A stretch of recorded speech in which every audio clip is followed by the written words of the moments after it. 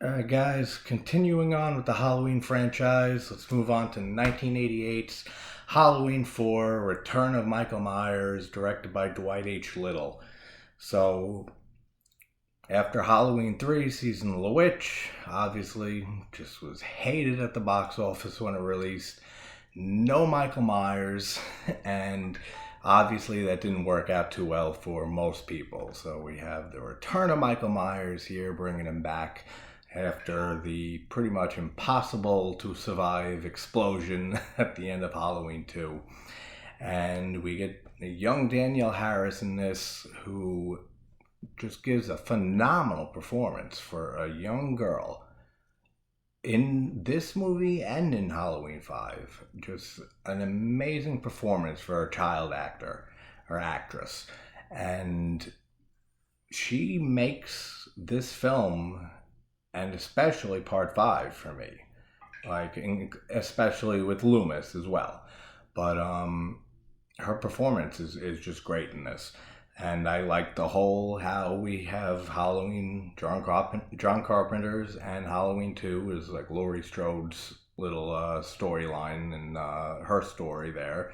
And we have this totally separate Season of the Witch. And then we have Jamie Lloyd's story from 4 to 6. And let's hop into Halloween 4. I think this movie has the most Halloween feel to it, like the holiday. Like just the autumn feel to this movie and just the Halloween holiday atmosphere of Halloween 4 is, in my opinion, the most Halloween autumn October feel of the whole franchise. Like Halloween 3, I can argue that too. But if we're talking just Michael Myers involved movies in the franchise, which obviously is all of them except for Halloween 3, I think this movie's atmosphere is excellent. For, like I said, both for just that autumn feel and for that Halloween, the holiday feel. Like even the daytime shots in this movie, just it's a very dark atmosphere and tone that this movie has. Not as much as I'd say Curse of Michael Myers or Halloween 6. I think that has the darkest tone of the original, Carpenters through Halloween 6. And those were the 6 I grew up with until, H2O came out afterwards. But the atmosphere is just one of the biggest things for me for this movie. And so we find out that Michael killed 16 people in 1978 on his Halloween killing spree in this movie. And he's being transferred yet again to Smith Grove from Redmont or something like that, another facility. And transferring Michael should just never be a thing anymore. Like they've seen what happens. They've seen him escape in the first movie. They just should never move this man ever again.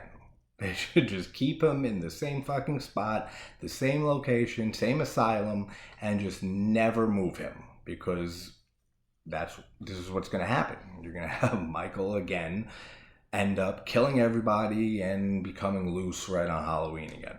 And especially transferring him the day before Halloween or a few days before Halloween or anything to do with being near the holiday of Halloween, which we know is Michael's thing. And that's when he comes home to do his killing. Just, they got to stop transferring him because it never works out good. And they end up getting him in the ambulance and transferring him, and does not go well, like I said. And we have the cool little effect with Michael's thumb going through the paramedic's head. Really enjoy that. Then we meet Jamie Lloyd and Rachel. And Jamie Lloyd is a great character. Like I said, between the performance by... Hold on one second. I just want to shut my phone off so it doesn't make any notification sounds, which I know it's going to do. Twitter is just going crazy. Alright, so we have Jamie Lloyd, who is Laurie Strode's daughter. And I forgot what they say. If Laurie died in a car accident I think, or am I thinking of H2O? That's how she faked her death. But somehow Lloyd died. I'm pretty sure it was like a car accident. And Jamie is living with Rachel's her foster sister, and the Lloyds, her foster parents. And she has these dreams of Michael, of the boogeyman, and we find out that Michael is her uncle. And we dive into, in the fifth movie, we dive into more of the, like, not telekinetic, but like psychic link between Myers and Jamie. But in this movie, we move on to Halloween Day, and Dr. Loomis is back again, just with his face burnt and the hands, the burn marks from the explosion at the end of Halloween 2 in the hospital. And he finds, along with the cops, the ambulance crash, and Loomis immediately knows that Michael survived and that Michael is heading back home to Haddonfield. And people got to start listening to Loomis more, because all these movies, they treat him just like a lunatic, crazy doctor and always want to doubt him. And Brackett did a lot of that in the first two films. And that's actually why I really enjoy the character of Meeker in this. I think Sheriff Meeker is a great character for this and the following film. He immediately believes Loomis as soon as he comes into that police station, saying all the carnage that he's seen between the gas station that he meets Michael in, and Michael ends up killing the mechanic in there and taking his jumpsuit and kills the other woman behind the counter. From there, when Michael escapes Loomis at the gas station and causes the explosion, to Haddonfield, Loomis says that he's seen 6 dead bodies, he's seen 6 victims, and that Michael is back in Haddonfield. And let's see, he said up stabbing him, said that. Where does Michael get his mask? Again, like, it was hard for me to see in this rewatch when Loomis is in the gas station and he's looking at Michael. Is he still wearing the bandages, or is he wearing the mask? Because he's so far away, it's hard to tell. And since the bandages are all white and the mask is all white, wasn't able to tell on this rewatch, and I couldn't really remember from all the past rewatches. But we see Michael Myers' mask being sold in the Halloween store that Rachel takes Jamie to go to pick out a costume. So I'm assuming he got it from there, which seems kind of fucked up that with the history this town has 10 years prior in 78 with the murders that's 16 people that it was stated that Myers killed over those 2 nights, over those 2 movies on Halloween night. You would think that they would not be selling his mask like anywhere around Haddonfield, in like the whole county. Like, you would think that they would, like, eventually they ban Halloween in one of the movies down the road. You would think that selling Michael Myers' mask is something like that would be very disrespectful to all the people, the families of the victims and everything of the 78 Halloween massacre. But I'm guessing that's where he gets his mask, is that he gets it from the Halloween store that he's in.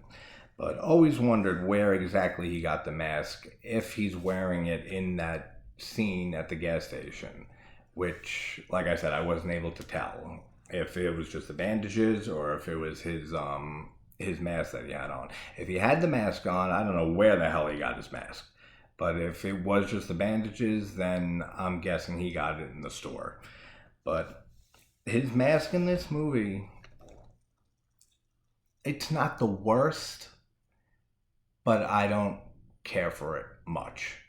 Like, it's almost too featureless, if that makes sense. Like, oh, we got Michael joining us here, as you can see, with his little, like, the features on the cheek and stuff. Like, you could see the cheeks outline and stuff on the original mask in the first movie.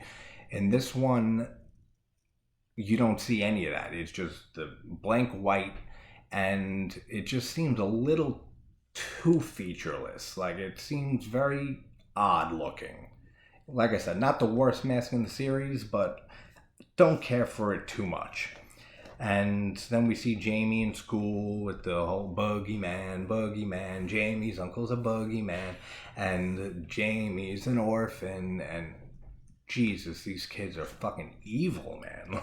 Like, the most evil kids ever, that they just bully Jamie like this. And just, I love her little, it's adorable, her line when she goes outside after that, and Rachel's about to pick her up, and she's standing by the tree, against the tree, and she starts saying, like, you're okay.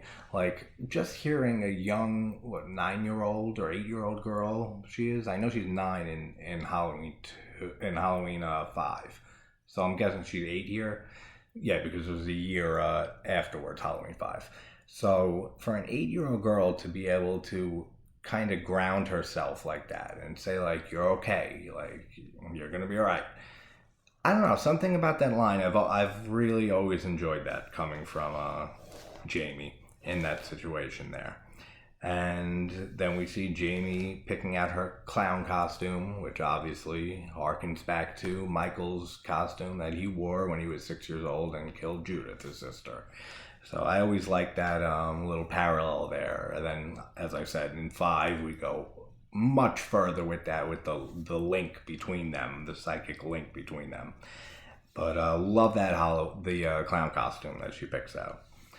And it's actually really good to see Dr. Loomis smile in this movie when he gets blown off by the cheerleaders that he thought were going to pick him up, and then he gets picked up by the priest, and the priest is driving and talking about how he's saying to Loomis, you're chasing it, like, I know you're chasing it, and I've been chasing it for 30 years, and saying that Armageddon and evil and that it never dies. And I love that whole conversation between them.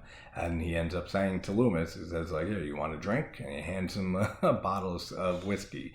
And he goes, fuck it, pretty much. He takes a swig of the drink, and he has a smile on his face when he's watching the priest singing his little song. Just great to see Loomis just kind of have a reprieve a little bit from all the insanity that he's constantly dealing with and thinking of regarding Michael, and just never getting a break from Michael in his life, except for, like, you know, the years in between massacres.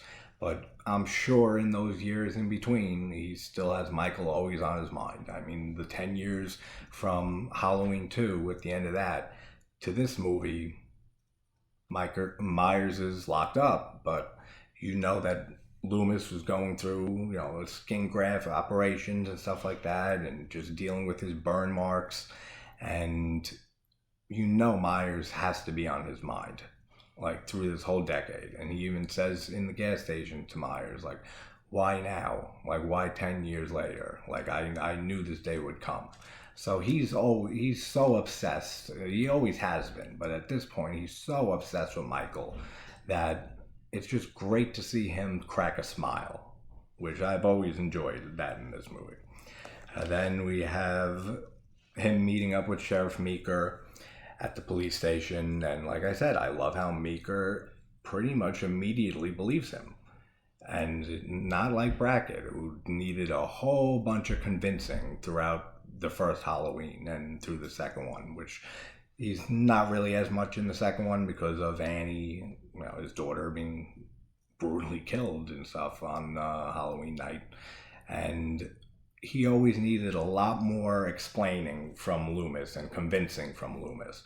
Meeker pretty much, and I guess probably because this time there was a massacre. Like, Myers did return in 78, 10 years prior, and he did come home, and he did kill these 16 victims. So I guess it's more accepted that Myers would come back home again if he were to escape, which he did.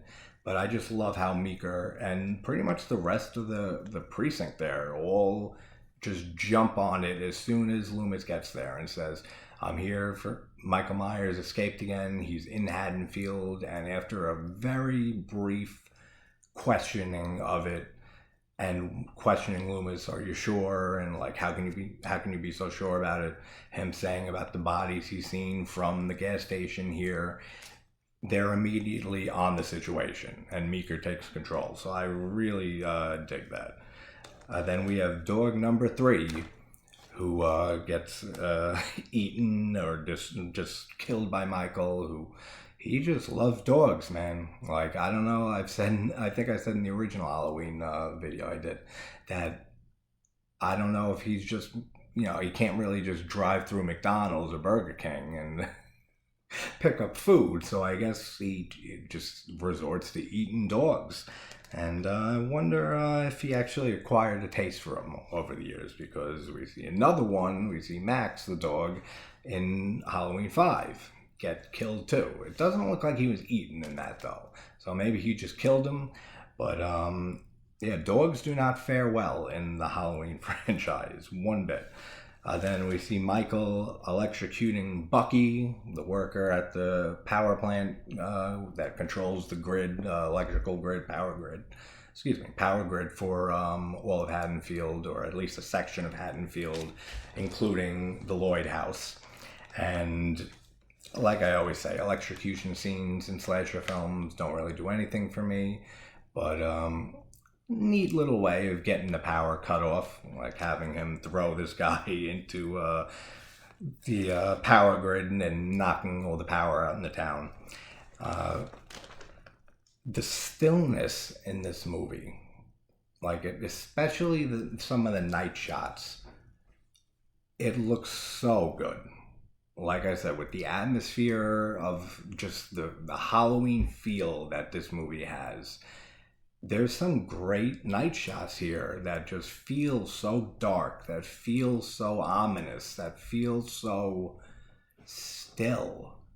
Like when you see Jamie and Rachel trick-or-treating, and then they get separated when Jamie goes off with her not really friends, but her schoolmates. And Rachel gets distracted talking to Brady, her love interest, and they get separated for a bit.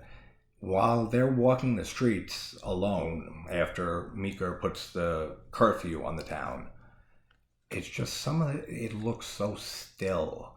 Like you could see like the trees blowing in the wind a little bit, but just something about the way they shot that. I really love some of those night shots, and just how surreal it kind of looks. Like, I don't know, it's hard to describe. Like, it's like very surreal looking, very dreamlike almost. And it reminds me, when Hatchet came out, kind of reminded me of the feel in this movie. Like how Hatchet in the first movie, especially in Honey Island Swamp, how it has that stillness to it. That all the swamp and the trees and everything, it just feels, it's like dreamlike. It has a surreal feel to it, which I really love about this movie as well. This is my favorite sequel involving Myers in the franchise. Like, after Carpenter's Halloween, my favorite sequel in the franchise is Season of the Witch, Halloween 3, which I mentioned in my video for that last. But this is right after that for me, and this is my favorite Myers involved sequel in the franchise for sure. And then we have all the kids that are, or not kids, but like teenagers or young adults that are dressed up all as Michael Myers. They have a fucking death wish, man. Like, Loomis comes so close to shooting that one kid that's dressed up like Myers, that's standing on the side of the house. He comes so close to stabbing, to shooting this kid. And then he has to take the mask off and be like, you almost shot me. Like, we got you. Dude, they got a fucking death wish to be going out on Halloween dressed up all like Michael Myers. Like, I don't know what they were thinking with that. But definitely not the smartest thing to do. And then Michael ends up killing the entire precinct. Like, the whole police force. And just, I wish we had some more gore in this movie. Like, we get some decent effects in Halloween 5, and a lot of that has to do with K&B Effects working on that movie, with Kurtzman, Nicotero, and Berger. And, of the career those guys had before even touching The Walking Dead. when they really blew up, but they've done effects on so many great movies. The Evil Dead franchise with Evil Dead 2 and Army of Darkness, the slasher film Intruder from '89, which has two of my favorite kills in the slasher movie. Like, one of them is my all-time favorite slasher kill. And just, I wish we had some more effects and better kills like that in this film. But the Halloween movies have never been really about the gore or anything. That's more of, I feel, Friday the 13th thing and Jason's thing. But I feel like we could add a little bit more of it. And I love Loomis's line when they were walking out of the precinct and the guys from the bar all show up. And they pretty much, one of them, son, they mentioned, was the victim, one of the victims on Halloween night in '78. So I'm not sure whose father that is. Could it be Bob's? I don't know. I don't think they ever mentioned his last name, and I don't think we ever got Bob. We don't get Bob's last name, I don't think, right? So I don't know whose kid it was that this father saying that his son was killed by Myers. But that always interested me. I always wonder who his child was and if we saw him get killed. And always wondered that. But I love Loomis's line when he tells them, you know, it's Michael Myers and that they all end up going off to go track down Myers themselves. And Meeker says to him, like, you idiot, like you just started a lynch mob. And we get Loomis's line of just, you haven't got a police force. I love the way he delivers that line. I love that line in general. And then the Lloyds didn't see the cop car pull out of their driveway right before they pulled in. Like, the cop car, the patrol car pulls out of the driveway, and then the Lloyd's car is like right on the street, facing their house, about to turn in. And they didn't see the cop car. I find that very hard to believe that they didn't see that cop car there. Because then they say that the power's out and they can't find Jamie or Rachel. But they should have saw that cop car and noticed that something was going on. And then that's just a tiny little nitpick like I always do. And then Michael ends up in the house after they barricade Sheriff Meeker's house. He somehow gets in, which I don't know how he got into the house. I mean, the front door is locked and they boarded up all the windows in the attic. And so I don't know how he got in unless he was already in the house when they first got there and started barricading the house up. Excuse me. And he ends up impaling Kelly's name, right? The Meeker's daughter, Kelly, with the gun, just ends up sticking it through her. And in old Myers fashion, she's hanging from the door, like when that happens. So he's just got amazing ability to make people hang from doors and walls with just the most weird type of instruments and killing tools, like a scalpel that he picks the girl up, the nurse up in Halloween 2. He just has a knack for, I guess, not ripping apart people's bodies when he lifts them up with killing tools. Then I love this shot of Michael in front of the fireplace, like right before he ends up going upstairs and killing Brady. He's in front of the fireplace in the house. I love that shot of him. Like, really cool shot of Michael. Then Brady has his little standoff with him and tries firing a shot off, and Michael pretty much knocks the gun out of the way and he misses the shot. And Jamie and Rachel are pleading with him to come with them, and he's telling them to run, go upstairs, and he ends up getting his head crushed by Michael, which is cool to see a head crush, Jason style, for Michael Myers here.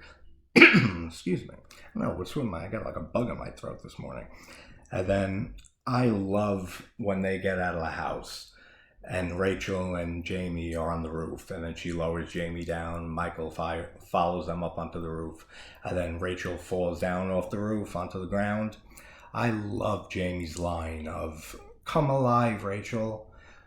It's just, I don't know what it is about that line. It's adorable, and it just, I don't know. It's just like coming from an 8-year-old child like that. Just the way that she phrases it of, "Come alive, Rachel." That always gets me for some reason. Like, I really love that line. And then we get blonde Michael in that stupid shot in the school with when he throws Loomis through the door.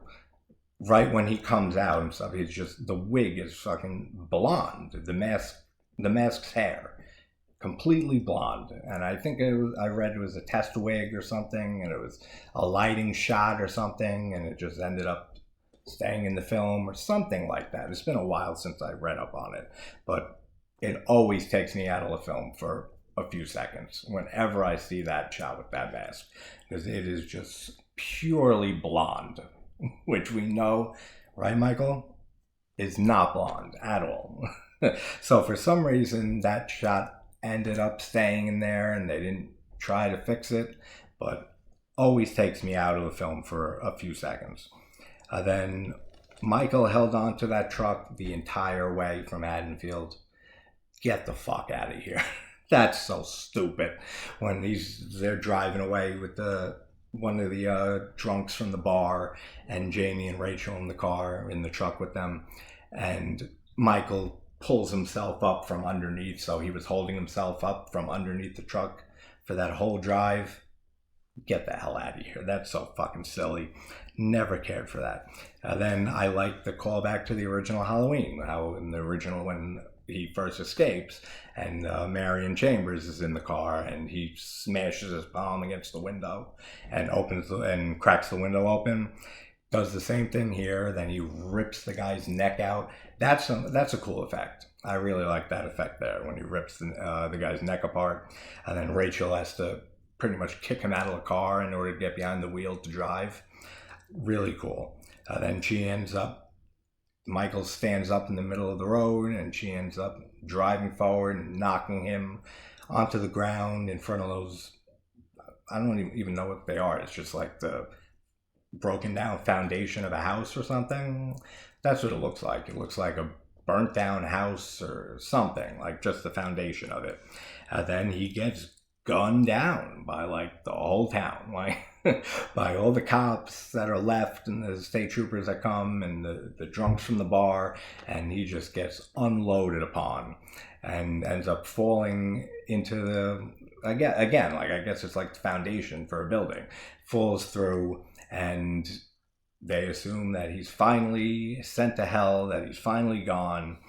Then we get at the end, we get Jamie putting on the clown costume, and again, a nice little homage to the first film with the point of view through the mask, through the eye holes, and she goes and stabs her mother, her foster mother. And when I first saw this movie, I saw 5 like right after it, because it was like a marathon on AMC or USA, and I thought she killed the mom.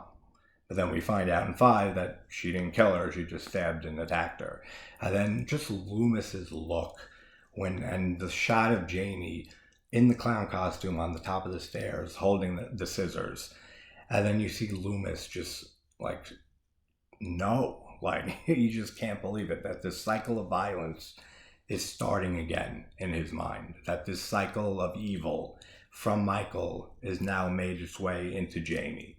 And that he can see it, you can see in his face, in his eyes, that he's just picturing this whole cycle starting over again. And that Jamie is going to become the new Michael, basically. And doesn't quite go that direction, but we do get that whole link between them in the next film. And then Loomis is about to shoot her. Like right then and there, Loomis is about to shoot Jamie on the top of the stairs until Meeker comes and gets in front of him and takes the gun from him. And then Meeker looks up and they all stare up and see Jamie with the scissors, and just awesome ending shot. Halloween 4, like I said, a lot of people I know don't care for this movie at all. It's one of their like least favorite in the franchise, or at least in the original 6 films, through the 80s. And I couldn't disagree more. Like, I absolutely adore Halloween 4. Yeah, it has its stupid shit in it, like most of these later sequels do. But just for the atmosphere alone, and for the dark tone to it, and just Pleasance's performance in this. I love his performance in this movie. And Danielle Harris just kills it in the role and like I said, for a child actress at 8 years old, 9 years old, whatever she was when they filmed this, she absolutely killed it in this and in the next film. So let's move on to Halloween 5, The Revenge of Michael Myers. See you guys there.